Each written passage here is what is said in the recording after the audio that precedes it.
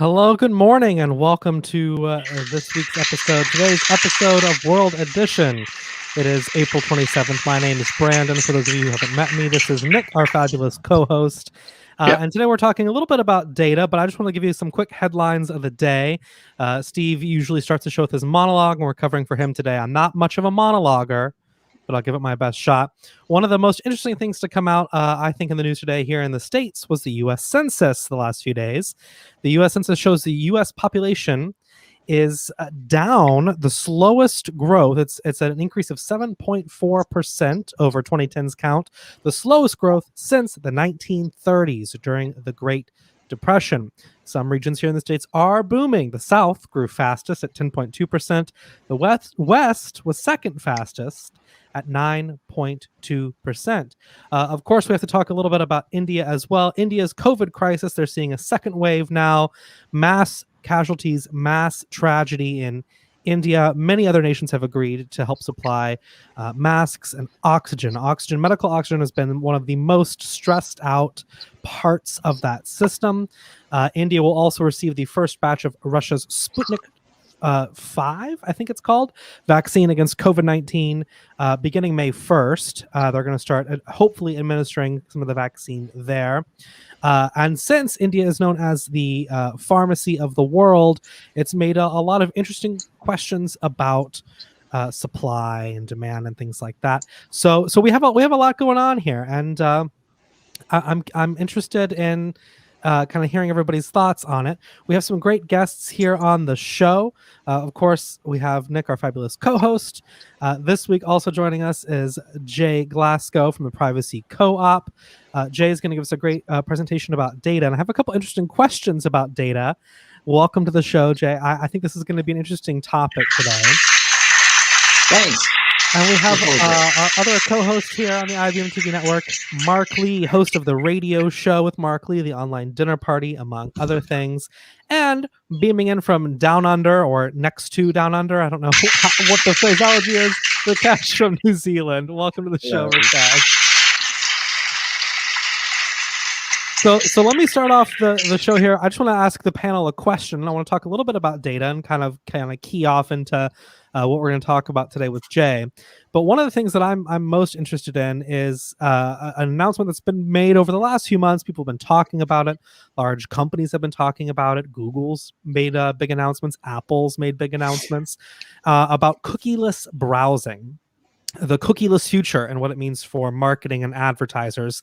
And I think this is a good kind of segue into our data conversation. So for any of you on the panel or watching who aren't familiar, the third-party cookies that Google Chrome or other apps may usually use to track your movement around the internet and serve you ads and sell that data to online privacy providers or advertisers, they've announced that they're going to start slowly phasing that out. Google Chrome's new browser will not allow third-party cookies. Apple's going to have pop-ups asking if you want to share your information with that company. So I'm kind of curious what everybody's thoughts are. We'll leave Jay for last because I know he's the expert in this. So I want to hear from the kind of the rest of the panel, from Nick and Mark and Rakesh. So we'll start with Rakesh. Rakesh, I mean, you browse the web, obviously, right? You get ads served to you. Have you ever had one of those moments where you log onto Facebook and feel like, man, someone's showing me a ad for something I thought I just talked about and didn't know? And are you glad to see that maybe phase away a little bit? Yes, sometimes it's helpful, sometimes it's not. But I'd be glad to have more privacy, certainly. And I'm glad that the big guns in the internet business and information business are sort of following what people want. I think that's a good point, and I think that's a good question too. Is it really more privacy? Nick, you're an expert. You're a legal scholar here. Privacy versus freedom. I mean, isn't more privacy a good thing? Well, we have a subject matter expert who's going to be on who'll discuss this, Jay Glasgow. So I would elect to defer to his expertise and wisdom as opposed to me speaking, from the cuff. So we'll defer to him. All right. Well, spoken like a true lawyer. Let me That's ask correct. you: do you, when you get online and you see an ad for something maybe you've already searched for, been thinking about, do you find those kinds of ads helpful, or do you find them kind of invasive? Mm. I kind of found it being smart, at least from the advertiser standpoint, because they're able to target people individually and stick the ad in their face all the time when they find that you have an interest in it. So from their standpoint, it's pretty smart. In terms of, is it invasive, is the problem? Well, every time I go on, it's always saying, we allow cookies, press this button, or they got this big thing in front of your face and you can't see what you want to read unless you press the I accept button. So it is what it is out there, and we'll see what Jay has to say. I mean, in terms of getting knocked around on the internet. That's very listen, we've all been knocked around on the internet. I don't know how many of y'all do live shows regularly. I'm here on IBMTV and I have my own brand as well, and I can tell you the internet can be a challenging place sometimes. But I do want to reach out to Mark, because Mark, I know you've been in radio for a long time. You're in the Yes. advertising business, or at least many of your businesses have been advertising based. What are you thinking about the idea of I don't know how familiar with third-party cookies, kind of, the idea of tracking you across the internet, being able to share and sell that information with advertisers to serve you ads. Certainly one of Facebook's biggest revenue streams, right? That's where they're making their money is I can myself put an ad on Facebook and target your age, your income, your interests, where you're at in the world, who you might be dating, what kind of furniture you might like. All that information is very publicly available. I mean, how do you feel when you're online and having ads served to you? Do you ever feel like Well, I'm actually online quite a bit, and usually those kind of ads sometimes aggravate me because I'm trying to get to a certain kind of information and trying to get to something that I'm not trying to buy at that particular time. So those ads do pop up, and sometimes they aggravate me, but I just hit whatever I've got to do, like Nick was saying, so I can get to the information that I'm trying to get to in that sense. Now, I do have friends that are in the small restaurant business as well as some other small businesses.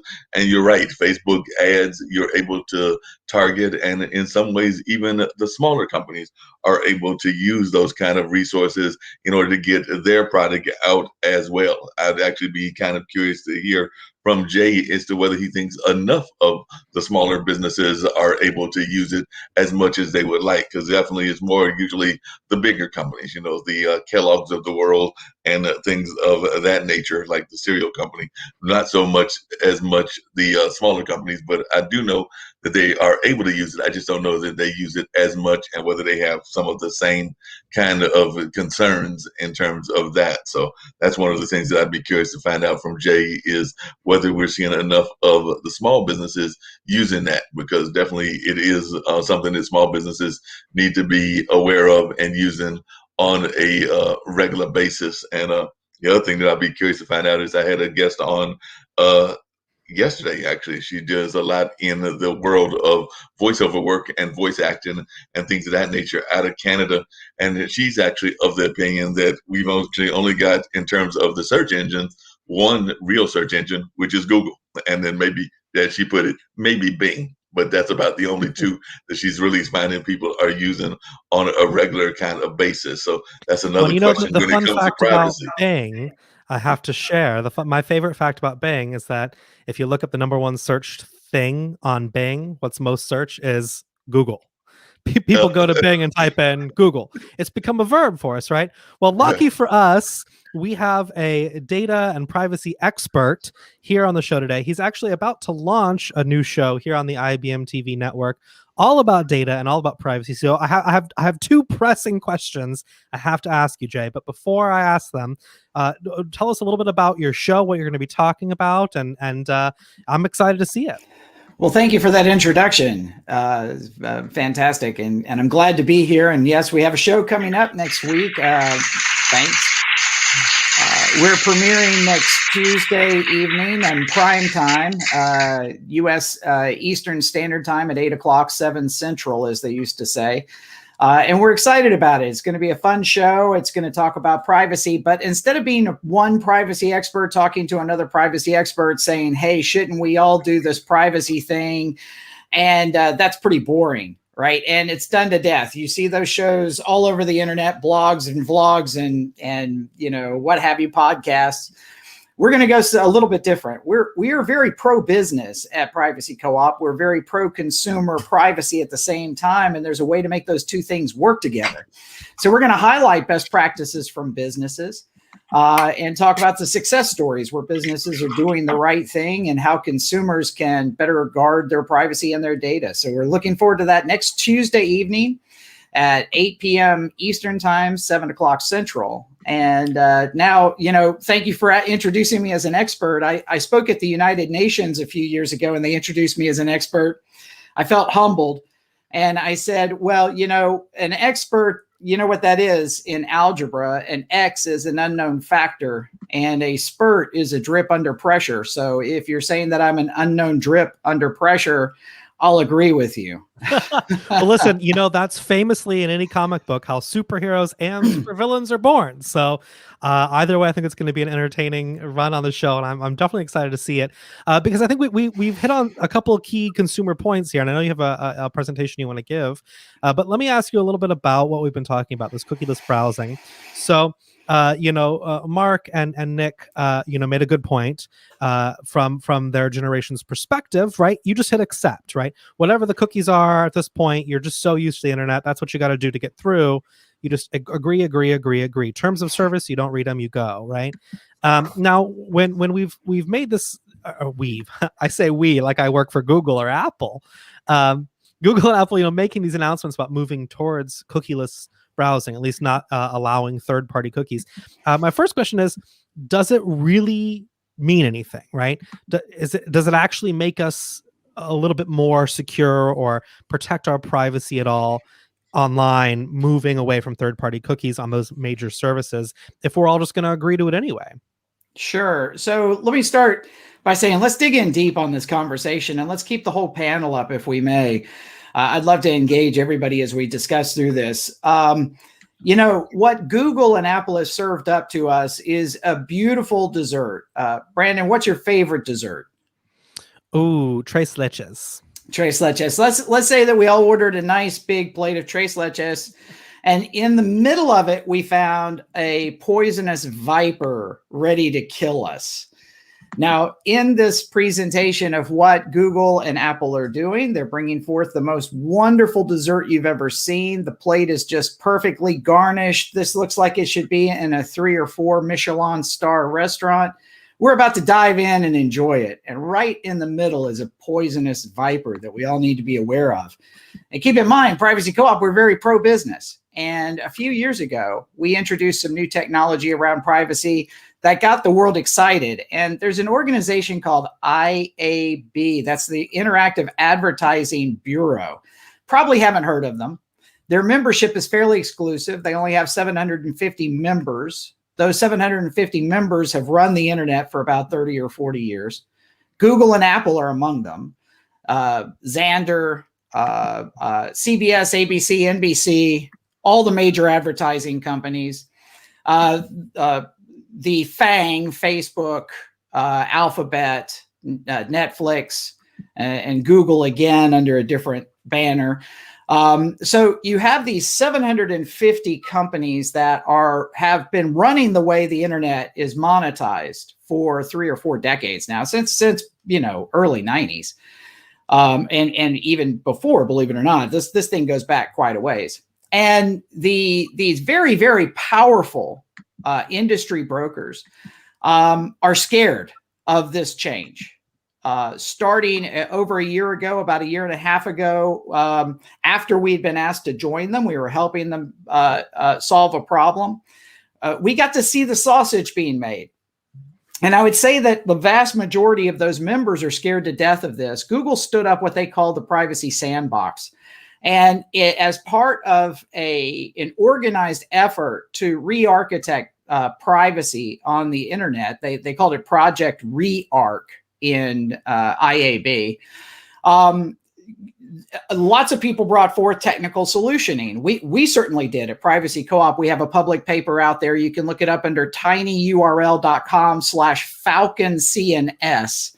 tinyurl.com/FalconCNS. You'll see our white paper of some of the technology that we suggested, and it is being embraced, and you're starting to see more and more companies come on board and help us out with that. But what you saw concomitantly was Google introduced this idea of a cookieless browser. And the browser companies quickly jumped onto this thing, and they introduced this concept called FLoC, F-L-O-C. The FLoC stands for Federated Learning of Cohorts. So I'm going to pause you here for a second. Yeah, sure. We're putting a lot of acronyms and complex topics out. So let me kind of break it down a little bit. So, I mean, it sounds like the core of what you're saying, right, is no. Cookieless browser, cookieless marketing does not make us any more secure or save our privacy. No. I was just about to get to that, and it does. And forgive me for the lengthy introduction to this, somewhat technical discussion. We're through the technical woods now. Bottom line is that Google and other partners at the top of that echelon saw this movement towards privacy, and they introduced their own technology to trump what everybody was doing. And this latest thing, and the reason I was going into the acronym Federated Learning of Cohorts, there's a reason. It's the word cohort, which is, meant to be a very good word. People will hear cohort and they'll go, oh, you're one of my cohorts. That's a positive sounding word, but it's really a minority, right? This is grouping people into minorities. It's using artificial intelligence and machine learning to group you into minorities. And then Google says, hey, we're going to keep this anonymous by tagging it with an anonymous identifier that nobody will ever be able to figure out. So they will know that Mark Lee belongs to a group that is African Americans. They will know that Ray Kesh belongs to a minority group of this, that, and the other thing, right? Whatever that is. And it will be multiple minority groups per person. So it will be what they say in the privacy sandbox is it's totally anonymous. Nobody will ever figure it out. Well, if you go to some of the larger players like Facebook and you go in and you log in, they know who you are. And they now know all the cohorts that you belong to. And all a company like Facebook has to do that has 2 billion users is to look at all the other users that are members of those same cohorts, map them to what they already know about all those people, and they immediately know what all those cohorts are. Right. So for the major players, they will be able to. Let me just make sure I'm understanding. I want to just sum this up in layman's terms for those of us. It's essentially like a medical study, right? Where your data, your ID, your date of birth is still collected with the sample, sent off to a lab somewhere, but the name is anonymized. They don't know who you are, but they do know all of your demographics. Right. And then they put those demographics in a big batch of people who have similar demographics. And in those concentric rings of demographics, they're able to dictate basically exactly what they're doing now. But as opposed to targeting you as a person, they're targeting you within one of those concentric rings of demographics you fit in. Is that kind of the basic Let's of take it? Your analogy. It's spot on. And let's add one more element. That is that all pharmaceutical companies around the world that are trying to take out the bigger ones like Johnson & Johnson and Pfizer and what have you are all not getting the keys to the kingdom. They are all seeing that groups of people as totally anonymized. But all of the people at the top echelon, the Pfizers and the Johnson & Johnsons and the most powerful, will have all the keys to the kingdom. They will know all the information. They'll know precisely who you are. And then let's go one step further. There's a thing in the internet called gating. And gating means that if you type in a phrase in Google like Donald Trump is, and I type in the phrase Donald Trump is, we're going to see 2 totally different conclusions that we can choose from. Google actually gates one conclusion for me. They gate a different conclusion for you. It originally was based upon what they thought we wanted to see. But more and more, it's starting to become what Google wants you to see. So if Google wants to push the population in a certain direction and maybe shift your thoughts on a particular topic, they can do it 1 degree at a time by gating your results. This type of gating is going to apply to absolutely everything. It's already being applied to your financial scores. So when you go to a bank, depending on if you behave well in society per these 5 or 6 tech giants, you're going to get a little bump in your credit score. If you don't behave well, you're going to get knocked on your credit score. This is already in place. These things are already occurring, right? So we're Jay, not if I saying could this just, to if I could seed just jump in fear. We're really, just trying to say that by taking cookies away, we are actually enabling exactly that world. Jay, if I could just jump in, and it actually comes back to a question that I asked when Brandon asked me before you started your presentation and everything, and I was talking about the small businesses, because it sounds to me like what you're really describing is what is historically been called in the advertising world and even in the sociology world, target marketing. So it sounds like they're doing a lot of target marketing, going after a particular person based on their gender, their ethnicity, their race, a different other kind of things along those lines. Now, target marketing can work because you can definitely go towards your certain targets that you want to go to, but then, maybe you don't want to just stay stuck in that target. I'll use an example. There's a very newly popular game out now. It's a takeoff of Jeopardy. It's called Black Jeopardy and things of that nature. They were actually teasing Glenn Close with it doing the Oscars and everything, and that's why she did that rendition of doing that award ceremony and everything. So even though it's about African American history and knowledge and things of that nature, I'm sure that the designers don't necessarily want it just to be totally African Americans. They would love it if they're like Brandon wanted to play the game, because he may have some African American friends, and he might also just want to learn about the history of African Americans. So even though it's specifically called Black Jeopardy, I'm sure that they would love to get an audience that is wider than just the African American population. Yeah, I agree. And we have a leader in the co-op, our CTO, Alan, that very famously tells people when we first brought up the co-op, he opted out of everything. He went through, a privacy co-op. We allow our members to opt out of companies selling your data for secondary purposes, and he opted out of everything. And all of a sudden, he started seeing commercials that he was totally not interested in. Right. So he would see commercials for My Little Pony, and then he would see a commercial for adult diapers. And he was saying, I actually miss being targeted. I want to have relevant advertising. I just don't want businesses using my data for secondary purposes that I don't agree with. Right.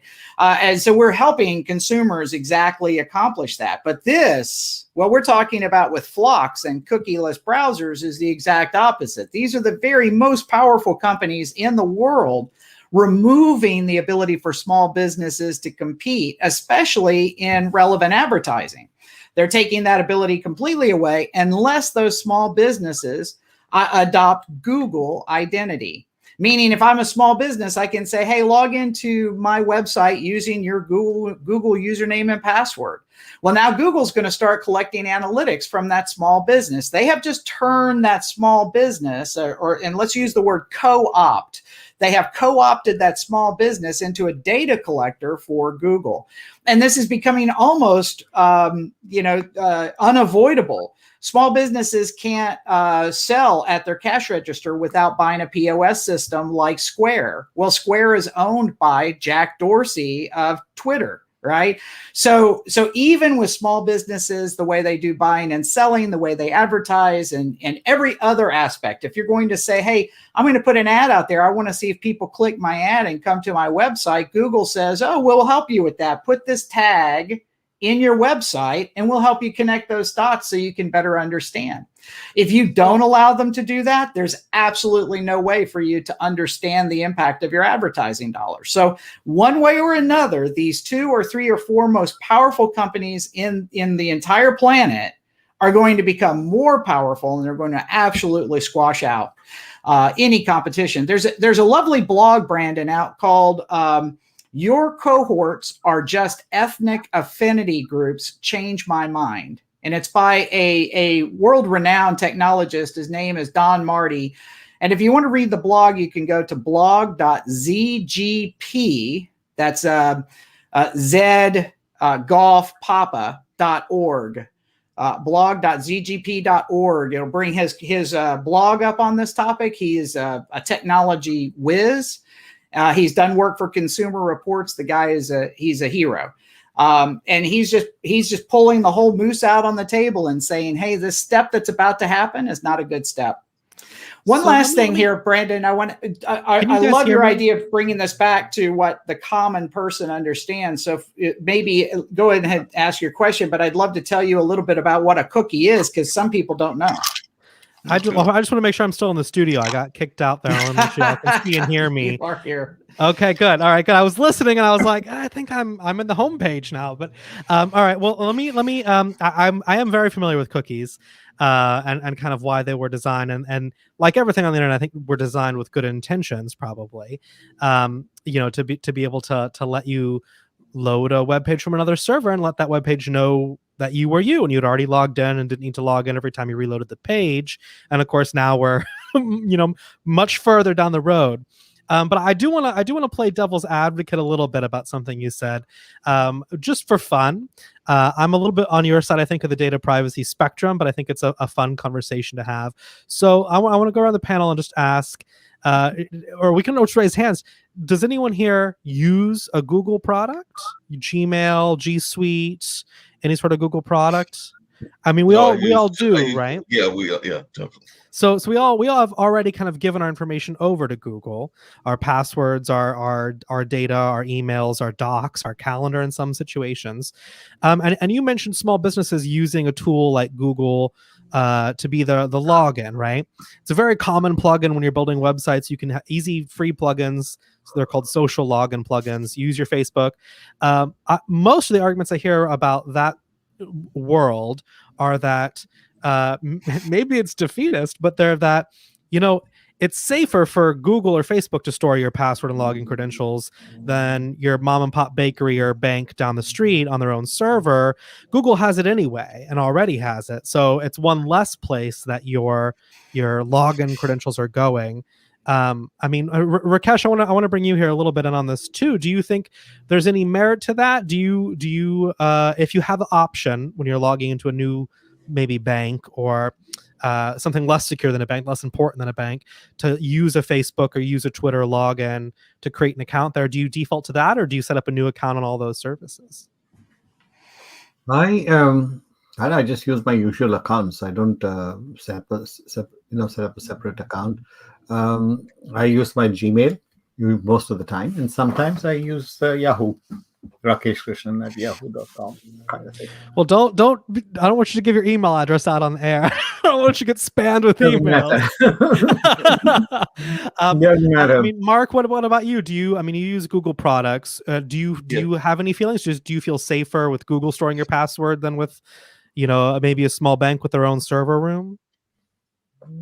I mean, this has become the norm. Google has it. It's like that great cloud that nobody really understands where all of this stuff is stored at. We know that there's a computer cloud, and we know that a lot of this information is out there. But who has access to it and things of that nature? I think most folks are just letting it go and not really doing the due diligence of trying to figure out who's got the access and what they're doing with it, as long as they're not spamming you. And most of the time they'll give you some sort of notice that they will not spam you with all kinds of craziness and things of that nature. So I think the concern is that some of our smaller businesses may actually not have the same kind of privacy guards that supposedly Google has. And like I said, I'm not saying that they do have those, and because Jay would say that there are probably certain things that they don't do all that well and everything. As a matter of fact, I had the privilege, and I'm actually doing some research on them to see what they're doing. But I had the privilege yesterday on the audio podcast that I do of talking to a biracial couple that is formed something called the Masterclass Elite Group. And basically what they're trying to do is get more of us into the digital marketing space. So they've actually started a digital marketing company because they're seeing that a lot of folks need help in that space. So Lewis and Amy Soto out of California have formed this thing called the Masterclass Elite Group, and they're definitely trying to help people navigate the digital marketing space, which is also something that a lot of folks don't have a lot of access to or knowledge about. So they're trying to help people navigate that space with their knowledge. I think that she comes out of Hollywood and also out of medical field, and he comes out of risk management. Well, this is probably the part now, Jay, where you tell me I'm totally misguided, right? No, What's a common argument you hear? So I'm curious, Sure, logging with a party you might already have just freely given your information to, versus a new party and agreeing to new terms. Is that one less party that has my data, or they already have it anyway, and I shouldn't worry? Well, wow, what a loaded question. And Brandon, I would never say that you're completely wrong on anything. I'm gonna actually embrace what you just said.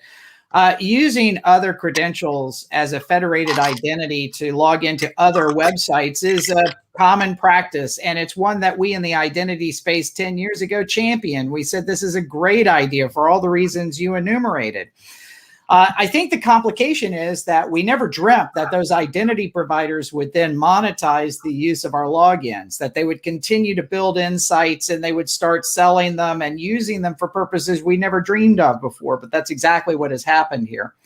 And I want to take something that you just said and really highlight it, Brandon, because it was perfect. You said we've already given them over our information, right? We've already given our information over to them. You said we've already given them our username and password. We've already given them our data. Yes, you have.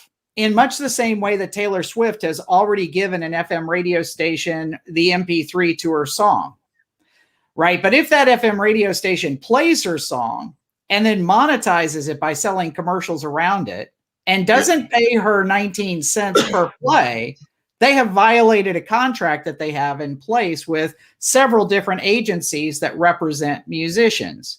Now, what we are at Privacy Co-op is exactly the same thing for you and your data and the information that's contained within your data.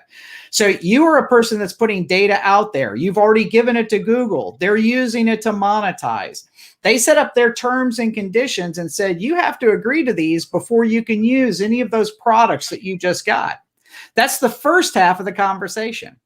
Most people don't realize there's a second half of that conversation, and we're here to give you that ability where you can say, here are my terms and conditions to continue to monetize that data.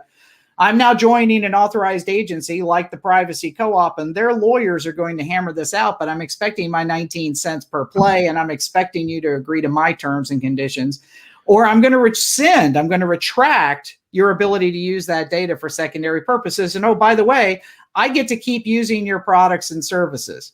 I'm not hurting myself. I get to continue to use the free maps on the Google phone. I get to continue to use the search engine because those you gave to me. And I agreed to your terms. Now here are my terms for you to continue to monetize my data. So let me just kind of I want to PR spin. I'm gonna Google propaganda this a little bit, right? Sure. Because I think the angle that any of these big tech companies are going to take back, and I know Mark wanted to say something too, and I want to hear what he has to say, is that, well, you don't have to use our services, right? They're free.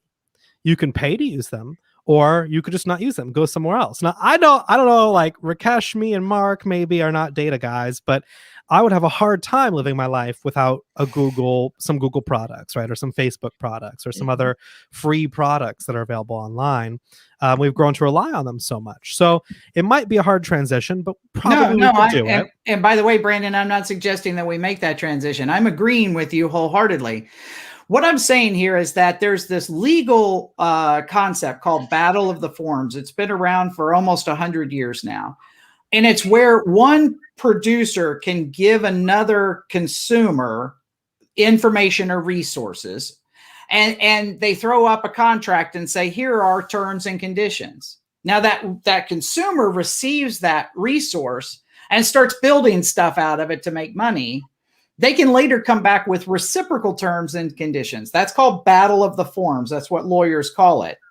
What hasn't happened until just a few years ago is we haven't seen authorized agencies like the Privacy Co-op that allows people just like Brandon to come forward and say, look, I just found out Toyota is selling my weight to my health insurance company. I don't like that. I want them to stop. Our lawyers send them a cease and desist order and say, Toyota, you've been making money off of the weight of Brandon's car seat now for about 2 years.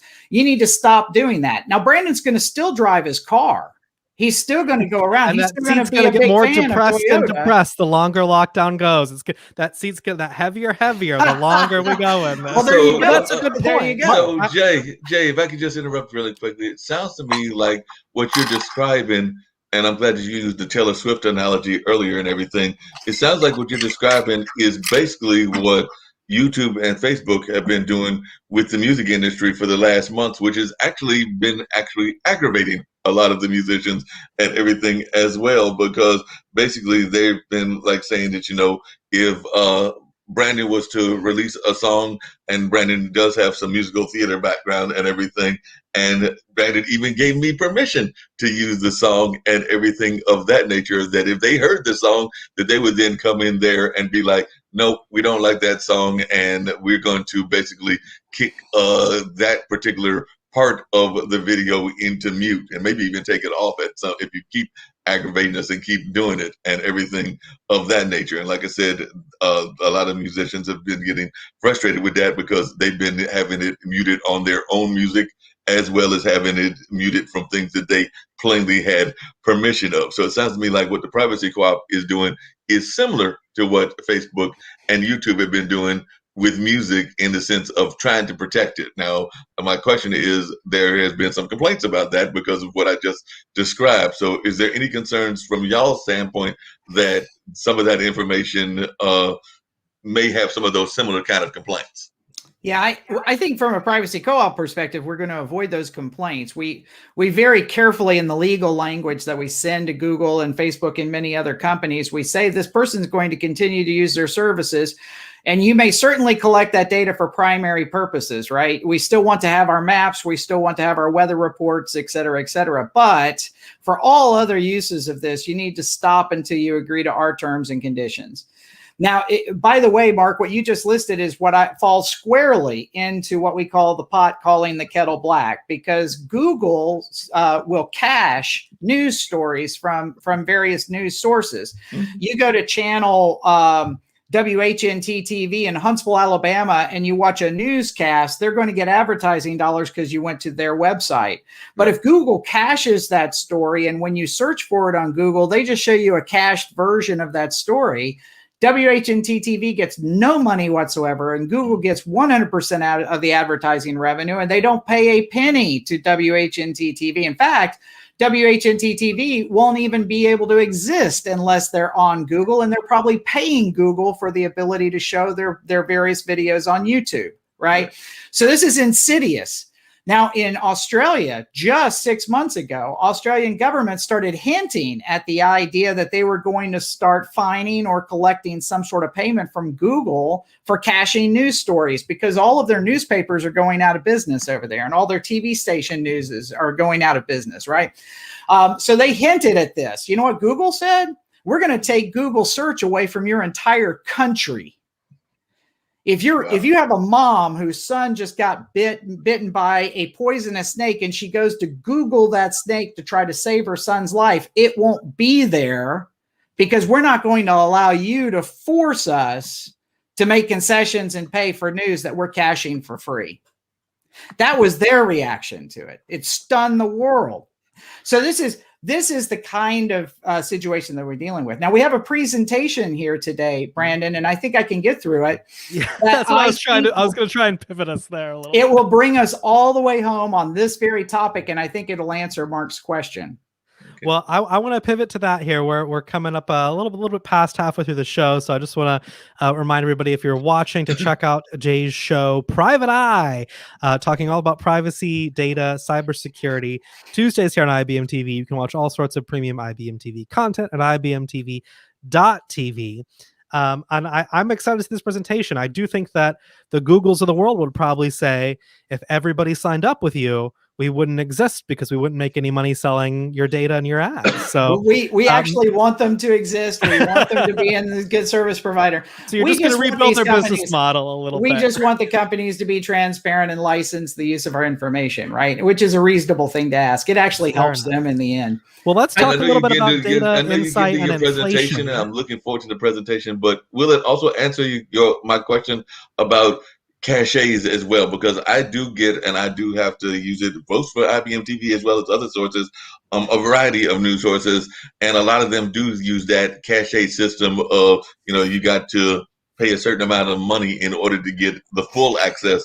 And, I don't want to necessarily pay New York Times, Washington Post, LA Times, and, all of USA Today and all of these papers the same amount of money, because that can add up after a while, and they all seem to be in that cache system, even our local papers. Yeah, I would answer your question that this presentation is rolling a snowball down the hill, and the answer to your question is, as it gets bigger and bigger, we'll be able to address exactly that problem. But we have to start it. We have to start the snowball. So the people that are watching today probably want to understand a reason, because they all get it. They all get that it's bad. They all get that it's just so big. It's beyond what I can comprehend. Jake, can you bring this home to me? Right? Can you make this to where this just simply makes sense to me? So I've got a little presentation here. I'm going to show you a picture. We mentioned it earlier. We teased it earlier here, Brandon. Your car seat is gathering your weight. Now, why are they gathering your weight? To know whether or not to turn on and deploy your airbags, right? You don't want to deploy the airbag if an infant is in the front seat, but you want to be able to deploy it if an adult is. So they're measuring you every time that you get in your car. Car companies about 2 to 3 years ago started selling weight trends to health insurance companies. They gladly paid very large sums of money to buy them. Why would health insurance companies be buying weight? And this isn't aggregate and anonymous. This is, we know what Brandon weighs. Exactly. Why would they be doing that? They do it so they can make money. If they're going to spend money, they're making money, right? Well, how do they make money? Well, they increase the price of the health insurance to your employer. What happens when the price of health insurance goes up to your employer? Do they just say, oh, well, we'll pay that and we'll give you your pay raise this year also, and we'll go broke? No, they just don't give you a pay raise, right? So can everybody kind of comprehend that ecosystem? If you have any problems, just jump in and ask me a question. I want to hit the first button there, right? So just for those people who might be are just joining, are kind of curious about this. What you're saying is that our anything that gathers our fitness data, Fitbits, our cars, our weight, they're going to share that with our health insurance companies, and those health insurance companies are going to share that with our employers. Is there a world where our employer comes to us and says, your car says you're a little too big and the premiums are going up? No, they're not telling the employer why they're raising the rates. They're just raising the rates. Got it. Right. So these concentric circles you were talking about. Yeah. And so if the core here is that when the health insurance company comes to your employer, they're giving them, here's the package and here's the price. When they go to the employer right next door, they're saying, here's the package and here's the price. It's two totally different prices. It's the exact same package, right? Now, why is it two totally different prices? Because they know exactly who the employees are that are working at that business. They know what their weight trends are, and they know who's healthy and who's not healthy, and they just adjust their rates accordingly, right? Now, here's another little ecosystem, and see if everybody gets this. Small businesses, restaurants, are really into this automated menuing system since COVID has come around. You get a little barcode on the table, you scan it, they're paperless. The waiter or waitress comes around, they have a little tablet. They ask you what you want, they type it in. Later, you wave your card in front of the tablet. Now, these companies that are doing point of sale are owned by some very, very powerful people that are collecting the data and using it. So they're giving points to these restaurants to say, hey, check here if they didn't complain. Right? Check here if they did complain. They're getting a few little extra insights about you, right, at the point of sale. And they're paying the restaurant owner by knocking a point or two off of what they're charging them to run that charge card, right? So there's some benefits financially for the waiter on the left to just make some little notations about what kind of customer you are. I served them some cold spaghetti and they didn't complain.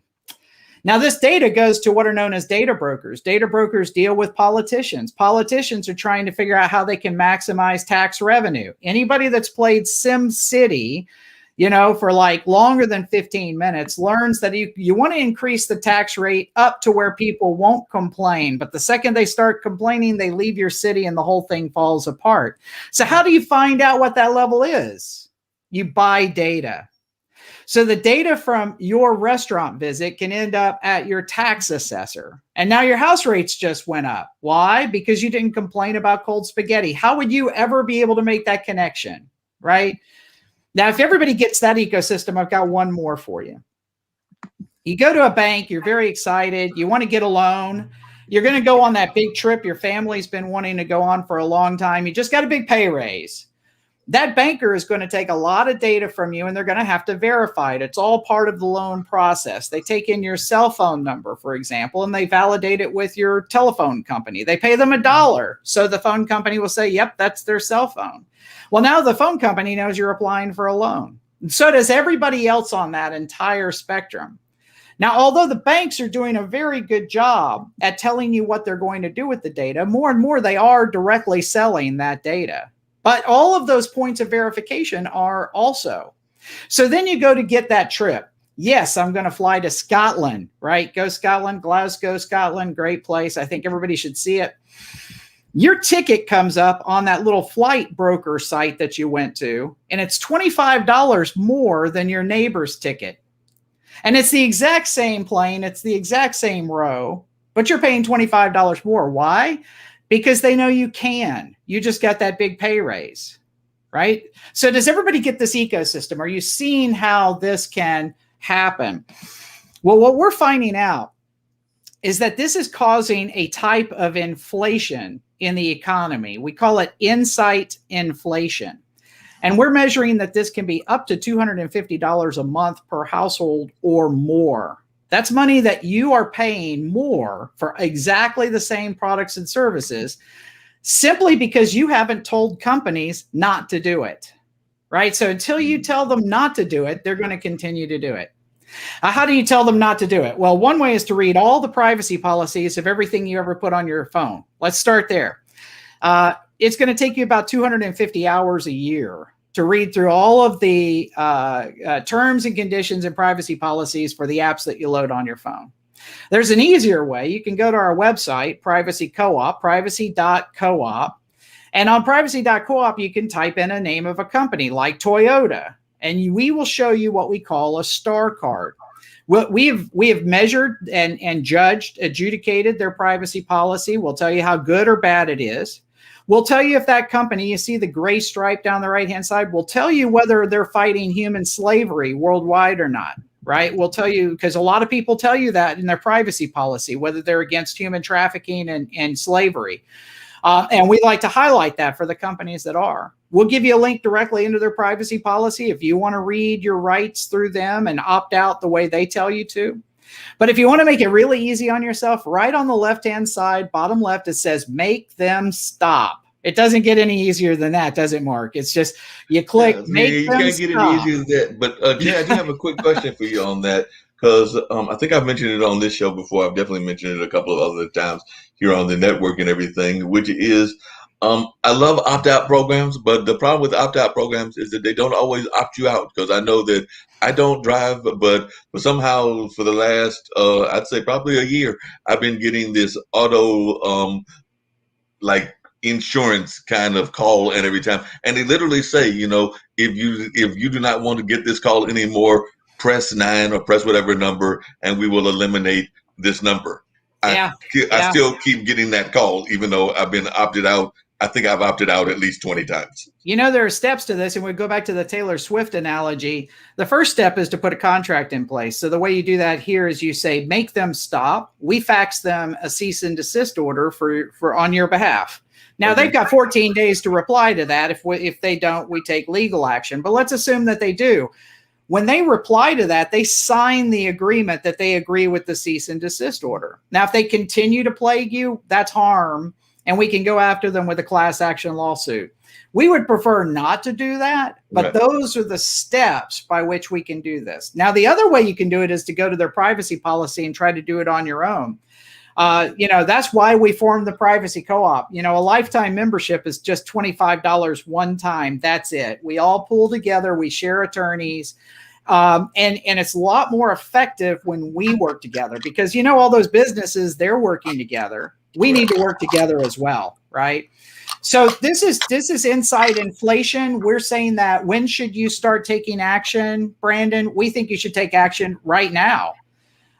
So you simply go to Privacy Co-op, sign up, and then go out and look for the businesses that you do business with. You know, if you're not sure, definitely hit things like Square that, you know, is in every single cupcake store that you go to. It's in every small business, like a doctor's office. You know, Square takes your credit card.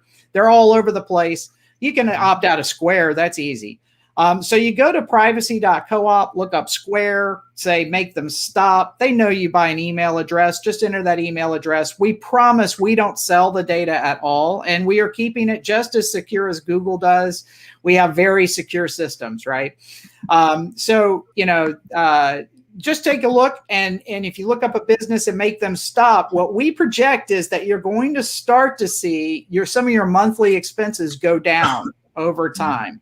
Right. And it's simply because more and more you're taking yourself off the radar, you're taking yourself off the grid, and they have to be more competitive when they're offering you these different products and services. Right. So now you go into the travel site, they don't know whether you just got the big pay raise. All they know is you might be shopping around and they're going to give you the best price they can. Right. So this kind of levels the playing field. I want to jump in here a little bit because you know, sure. the question you asked was, you know, when do we start? And I think, you know, I've always had the perspective, and I know I think last time we talked on the show, I asked you, isn't it too late for me? But you know, I've grown up online. I've from the time I was a teenager, before I was legally able to, was agreeing to terms and conditions and signing away my rights and privacy. Now, I guess my question is, what's your elevator pitch? Because none of the things you've described to me so far in this presentation have been scary, right? An insurance company charging you more based upon how much you weigh, whether they get that from your car or from a doctor's visit they require. They mostly have been doing that anyway for a long time. If you've had a big raise and the travel company wants to charge you more for an economy ticket, great, it's cheaper for the rest of us to fly, right? Because the company's making more money and capitalism works that way, right? I'm being a little facetious here, but yeah, I don't know about that last one, but keep going. I'm with you. I guess my question is, I've already given all my data away and nothing's gone wrong. No one's tried to apply for a car loan on my social security number. Why should I be worried? Why should I be worried now? Yeah, terrific. A great question. And yes, you should be worried, but a different kind of worry. This isn't identity theft. If you want identity theft protection, there's a number of insurance products out there that you can go buy that will protect you if somebody has taken your identity and bought a yacht with it and you get in all kinds of trouble. This is a different kind of trouble. These are companies that are monetizing your data and charging you more money for the goods and services that you buy. So that's a double whammy. They're making money on both sides. And a lot of people aren't happy with that and they want to make them stop, right? So this is why you do that. But again, I want to address the question of I've already given my data away. I've been online now for a number of years and they already have all of my data. There's nothing I can do. This is very similar. Let's go back to Taylor Swift. I love picking on Taylor Swift. I got a picture right over here on the wall, I think. I'll see if I can't get the camera to reposition over there at a certain point. But here's the thing. If Taylor Swift's song gets ripped off by bootleggers and they create fake copies of her album and they go out and just start selling it around the world, the exact same argument could be made. Taylor Swift might say, oh my gosh, well, my data has already gotten away. There's absolutely nothing that I can do. But that's the furthest from the truth, right? What she would really do is hire a bunch of attorneys and she would go after them tooth and claw. And even though the data is already gone and has been mass produced and used by many different people around the world, they would be able to go prove harm and get back from them remedy. Right? Whether this was criminal activity, whether this was a civil complaint and handled in a civil matter, one way or the other, she's either going to get her money or she's going to get punishment for the do-batters, right? This is exactly what's still there for you. This is exactly the opportunity you have. You've got data that has been out in the wild for years and years and years, but you have not given up your rights. You have information rights as an individual and you still own them. Even though they Jay, really quickly, what about those folks that are getting this information? And it comes back to something I asked earlier about small businesses, and you used the small restaurant earlier as an example and everything. But you know, I'm in the festival space as well. Maybe not as much last year because of COVID and everything, but definitely I'm in the festival space, and I know a lot of times festivals, theaters, a number of other people, even churches, are collecting that information in order to go back to those people that might have like-minded interests and things of that nature. But these are smaller companies. I mean, the Durham Arts Council is, I mean, it's not that big and everything. Definitely say one of our local churches is, I'll just use Mount Vernon or White Rock as examples. They are also collecting information that they then are using that information.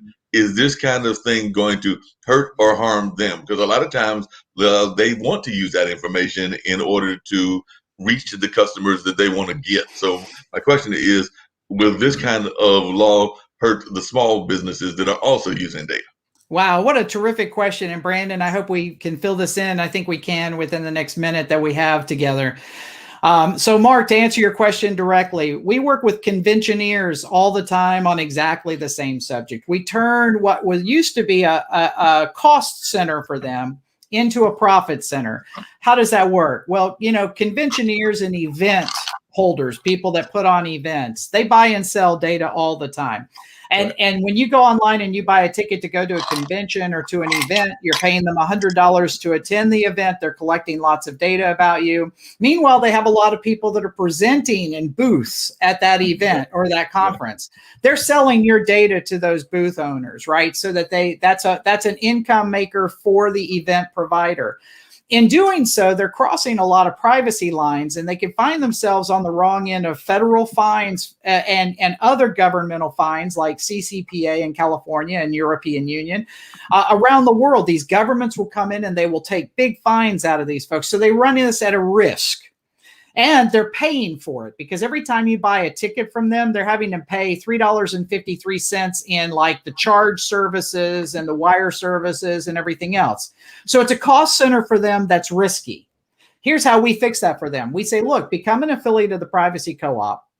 You'll get opt-ins from all of our members. Now make membership, which is very cheap, a component of that ticket price that you're selling. We'll make it to where you can buy membership from us for, you know, a very low price. You mark it up $1 or $2. Now you're making profit.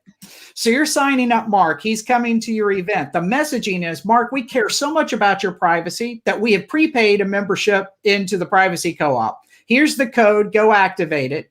You'll have control over all your data when you're going through our event. And we'll provide opt-ins to all of our booths. So they'll be able to use your data. And you'll get dividends. So as those booth owners become affiliates of the Privacy Co-op, you're actually going to make some money. You can opt out of the ones you don't care about. Now, this has made your life easier. You're not having to push any buttons unless you're worried about it and you want to opt out. This has made the conventioneers' life easier. They are now immediately in compliance with all regulations around the world, and they're making money every time they sign up a ticket. And we've made this easier for the booth owners because now they have the opt-in to use your data. They can use it for secondary purposes as well, right? So this is an ecosystem that makes sense from the ground up for absolutely everybody involved. And guess what? It only takes 2 pieces of paper. It takes an affiliate agreement with that conventioneer and a membership agreement for Mark, and we're done. It doesn't need any additional technology. We're just putting into place exactly what's been there for musicians for years and years and years. It's a great illustration of what can be done with this. Well, it sounds like we've got some interesting topics to discuss on your upcoming show, and I'm excited to see them.